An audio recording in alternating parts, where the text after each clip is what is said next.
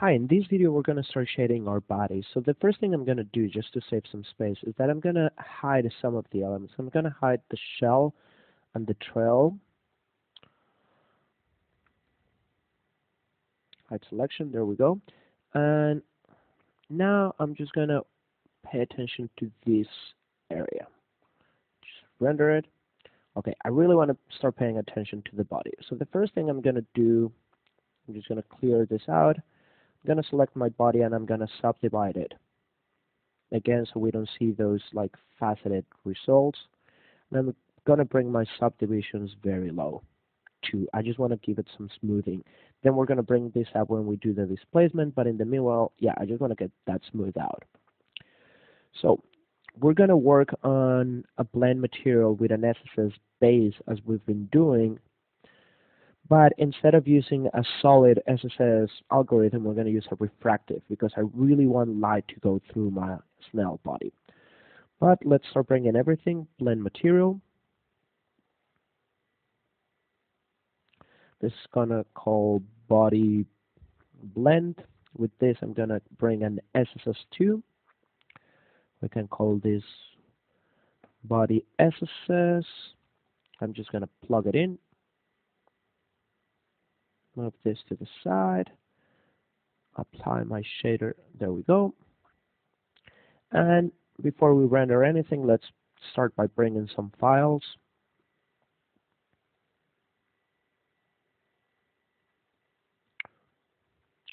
We have in the Snell body, we have a bump, a coat mask, a diffuse, a displacement, and an SSS. So let's just bring right now our SSS and our diffuse. So we'll bring the SSS first, duplicate this guy, connect it to the placement texture, bring the diffuse. There we go. So I'm going to plug this. This is body SSS.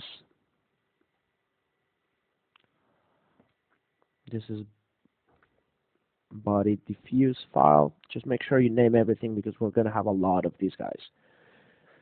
So with this selected, the first thing I told you guys I want to do is change this to refractive. And I'm gonna kill the speculars in the middle because I just want to see the results of the SSS. And I'm going to plug my SSS to my subsurface scatter. There we go. Let's take a render and see how that looks.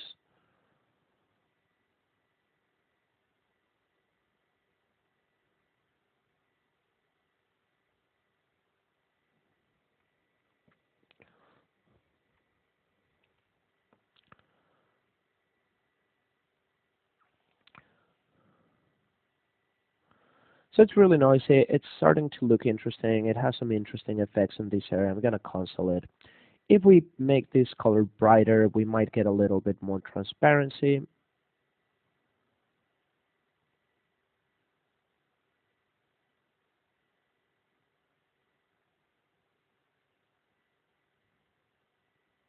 You can see it's still really noisy, but we're getting some transparency here. So that's kind of what I'm aiming for. But this is too grayish. And in part is because the overall color is filtering everything by white. So I'm going to use my diffuse color to filter that. There we go. And let's just take a look to see how that you see. A lot of these files we're going to be using more than once, but I like to use them in different situations. Okay, here we can see a lot more. Maybe this is too refractive. We're not able to see that because of the white color, but this is too refractive. I might want to make this not so refractive.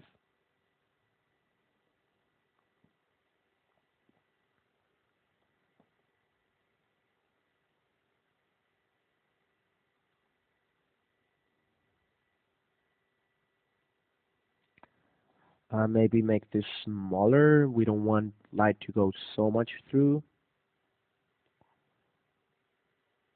That's actually a lot better. I'm just going to bring my subdivisions up a tiny bit just to see if we can have like a better result. Okay, that's a lot cleaner. I'm really starting to like the way this looks. Like this is starting to look really, really, really nice. So moving quickly so we don't spend way too much time looking at things, I'm going to start bringing my first code. This code, body code 00, it's going to be like a dirt code on top of it, very thin layer of dirt code on top of it. And we're going to use our diffuse file for that. So I'm just going to plug my diffuse file here to my diffuse and bring this to my code 00. Bring this body and this value to maybe 0.2. I just wanted it to be a very thin code and re-render.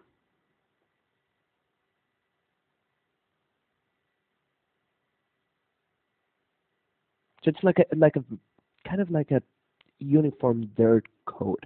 That starts to look a lot better. We still can see some of the SSS effect going on, but now we have some diffuse on top of it. So I'm liking the way that's going on, but we need to add some speculars. So the first thing I'm going to do for my specular is work on my SSS specular. I want to give it like a very broad, not like very glossy, very blurred speculars.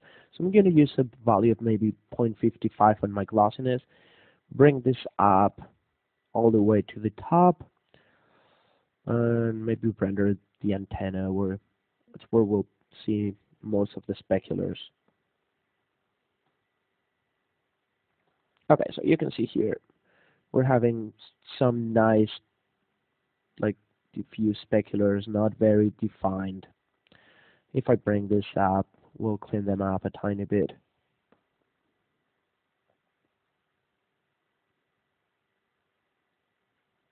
So this is a really nice effect, but maybe I want to add a tiny bit more defined specular. So one of the things I'm going to do before we continue is that I'm going to bring another file that I have,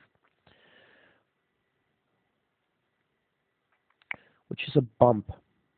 Okay, body bump. Here we go. So I'm going to add my bump to this dirt code or dirt layer. Just make sure that's not on 1. Usually the value of 1 for V-rate, depending on your scale, but it can be a lot. So maybe 0.2. I'm gonna this body bump file. Okay. And now let's add some speculars to this second code. And this second code, I want it to be tiny bit specular. So let's create quickly the entire deal. You guys know by memory now.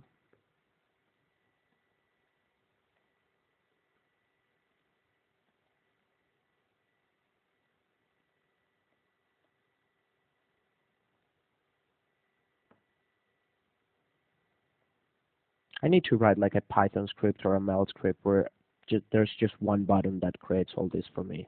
That will save me so much time. Add value reflection color. There we go. Add some reflection color. Bring our glossiness to maybe 0.75 and adjust my curve to something like this.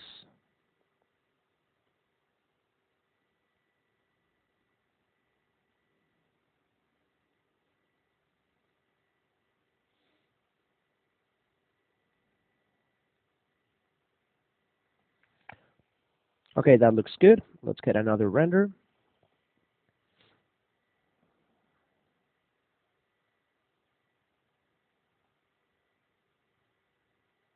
And we're adding very subtle, but you can see the bump and the new speculars. That's really starting to give it some shape and some realism. Again, once we add the displacement, that's going to help us way more. But I'm going to stop this video here. We're going to continue on the next video.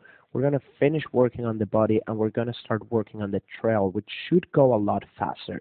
So we'll continue on the next video.